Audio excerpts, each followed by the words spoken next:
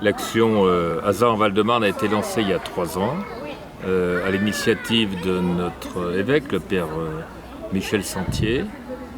En fait, ça relayait une initiative qui se déroule depuis plus de 20 ans dans Paris et aussi également dans le 92 et le 93. Au mois d'août, les associations humanitaires, les épiceries solidaires ferment et ils distribuent tout au long de l'année beaucoup de nourriture. Donc les gens qui sont abonnés, si on peut dire, eh bien, se retrouvent brutalement à être à la rue et sans manger. Donc, août, secours alimentaire, c'est écrit dessus, c'est le mois d'août, où on prend le relais de ces associations et pendant tout le mois d'août, on effectue des distributions. Il y a 2 centres, à Créteil et à Villejuif, où nous regroupons environ 120-150 bénévoles. À Créteil, il y a des bénévoles chrétiens bien sûr, et se joignent à nous des bénévoles musulmans qui viennent de la mosquée. L'ensemble donc, représente un nombre de bénévoles important, mais pour autant on n'est pas obligé de faire toutes les distributions du mois d'août. On peut venir pour 2-3 distributions et ça rend service énormément. Tu peux nous dire ce que ça t'apporte de participer à Hasard ?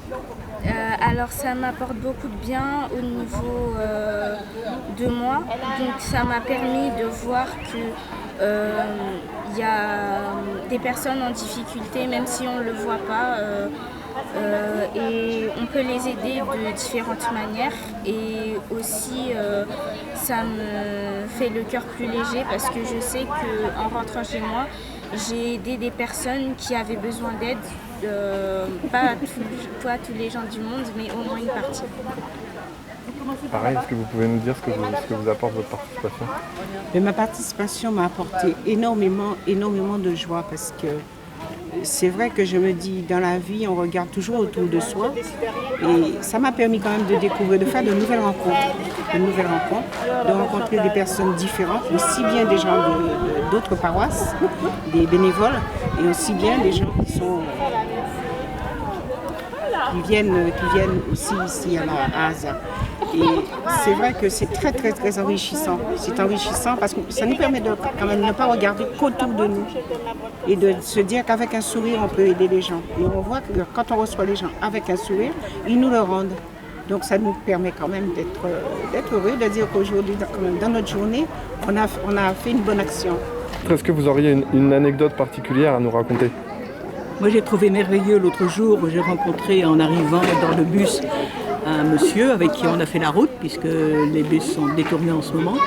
Et quand je suis arrivée ici, que je suis allée tout droit vers l'accueil, gentiment il me dit « mais il faut d'abord demander un carton ici ». Moi, je trouve que c'est merveilleux qu'on ait pu avoir cette simplicité de rapport entre nous.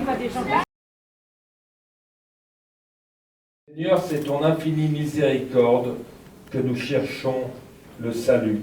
Toi qui as envoyé Gabriel pour annoncer la bonne nouvelle à la Madone des femmes, sur terre comme au ciel, donne-nous d'aimer la Sainte Vierge Marie, Notre-Dame.